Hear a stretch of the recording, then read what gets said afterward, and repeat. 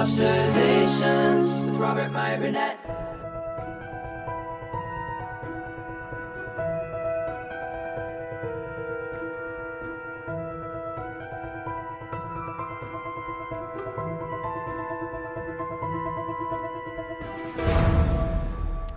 This one comes from our friend Dean Micetich. Dean says, "Hi, Rob and the Post-Geek Singularity. I wanted to talk about Season 5 of The Expanse. Season 5 kicked off with 3 episodes dropping at the same time, and each one was better than the last. I was on the edge of my seat watching them. Even though I read the book this season is based on, things have to be changed for the TV show, so I sort of knew where it was going, and I will say this is one of my favorite books from the series. Episode 4 dropped, and while it was not as good as those opening episodes, it was still some of the best TV in recent years. Everything was moving along nicely, and the stars of the show got their time to shine. And then we got to the midpoint of the season, and there was a major tonal shift. The story slowed down and focused more on Naomi, Marcus, Inaros, and Drummer.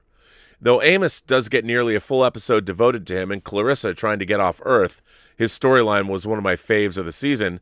But Bobby and Alex and Holden are barely in the second half of the season and reduced to bit parts in their own show. I totally agree with that, by the way. It was inexplicable to me. Then we got the final episode, and bang, the show is back on track and it's full steam ahead.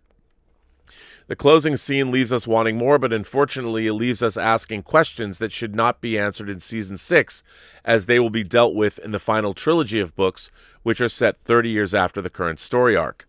One of the questions I had heading into the season was how they're going to deal with Cass Anvar leaving the show. Well, that was answered, and I hated the resolution they came up with, as it was terrible how they did that. I think killing off Alex was a big mistake. He is the heart of the Rossi, the ship from the show, and while they had to find a way for him not to be in the show for Season 6, I thought it was a bad move. I would have preferred that he was badly injured, rescuing Naomi, or even fell into a coma, leaving the door open for his return in the future. Yes, officially Season 6 will be the show's last, but the showrunners confirmed it is not the last we will see of The Expanse.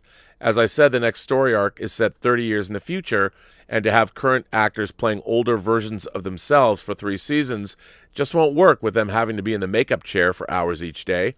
So I think the showrunners have made agreements with Amazon and the actors to come back in 5 or 10 years' time to pick up this story and finish what they started. I don't know if that's true or not. That would be unusual if it is, but you never know. I would not be surprised if they have plans in place just in case an actor can't return for whatever reason. If this is what they're planning to do, why couldn't Cass Anvar return? What has he been accused of? What he has been accused of never happened on a film set but at a convention. Does he not deserve a second chance after time away? Speaking of Cass, I also think he's the reason the tone of the show changed halfway through the season. The showrunner had already mapped out what they wanted to do for this season and started filming, but during filming, word came down that Cass was being let go before he could finish all of his scenes. And by this point, they were halfway through the season. This meant that the showrunner had to remove everything with him for the second half of the story. It's true. This also affected everything with the Rossi and only left them with 2 storylines they could focus on, Amos and Naomi. They had to pick one to drag out to fill the space left behind with Cass's departure. The Amos storyline does not really affect the bigger story, while Naomi does, and there could be a lot more emotion coming from that storyline. So this is what they went for. Rob, you have also stated you would like to have had seen more of the split Martian military and what was going on with them to fill out the story. I don't think this would have worked for 2 reasons. 1, Alex and Bobby would have to be involved as it's part of their storyline, so not an option. And 2, they're barely in the book, and if the showrunner did delve into what was going on, it would ruin what happens in the final trilogy of books. As a whole, I did enjoy the season, but I don't think it was at its best because of that tonal shift halfway. But it was still some of the best writing on television at the moment. If I'm right with them having to change what they would have been originally planning, it makes me wonder how much better this season could have been had they not made the changes. Anyway, I hope we don't have to wait for a year to get Season 6, but for the meantime, we have got Season 2 of For All Mankind to look forward to. Peace and long life, Dean M. Dean, a great letter, and I agree with you. I think The Expanse started incredibly strong, and it got mired in the Marcos Inaros and Naomi storyline and their son and all that. And I think you're probably right. I do think the Martian conspiracy and the breakaway Martian military was a big part of what was going on in the end of season 4 and the beginning of season 5. Where were the ships going? And they sort of dropped that, and then they pick it up in a big way in the final episode. And I think a lot of people were left scratching their heads going, well, wait a minute, what's wrong? And if you've read the books and you know what Laconia is and where it's going with the proto-molecule and all that, it makes a lot of sense. But I think that you're probably right. They had to rejigger the storylines and they had to pad things out because, I mean, you don't even see our crew members. They were apart the whole season. They don't get together until the very end, and they didn't get to do anything together. And I think that was sort of a mistake. But if I might editorialize for a moment, as you brought up in this letter, Cass Anvar, who, by the way, was responsible for Amazon picking up The Expanse after Sci-Fi let it go, there wouldn't be any more episodes of The Expanse without his efforts.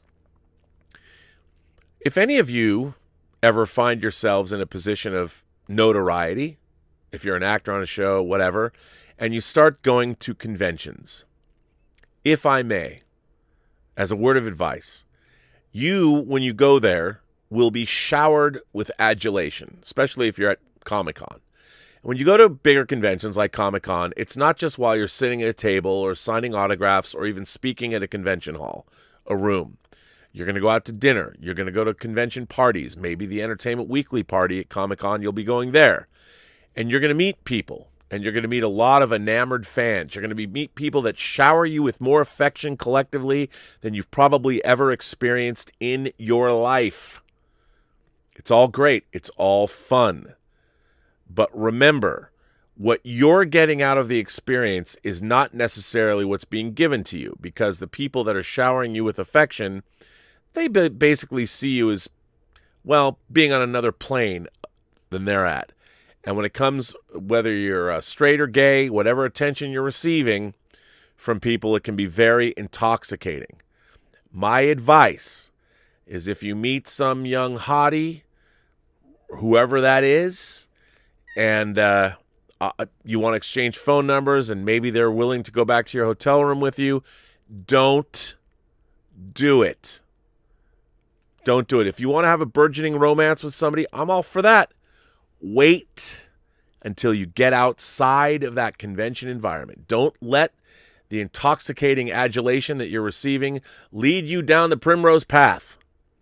Keep it in your pants. If you want to start a relationship with somebody and you think this is the love of your life, great. It will keep. It will wait.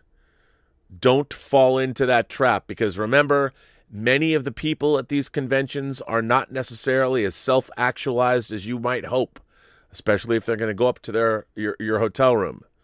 If somebody's going to go up to your hotel room, they don't have judgment enough to know. And if they do have judgment enough to know, you'll know that. But for the most part, you shouldn't do it anyway.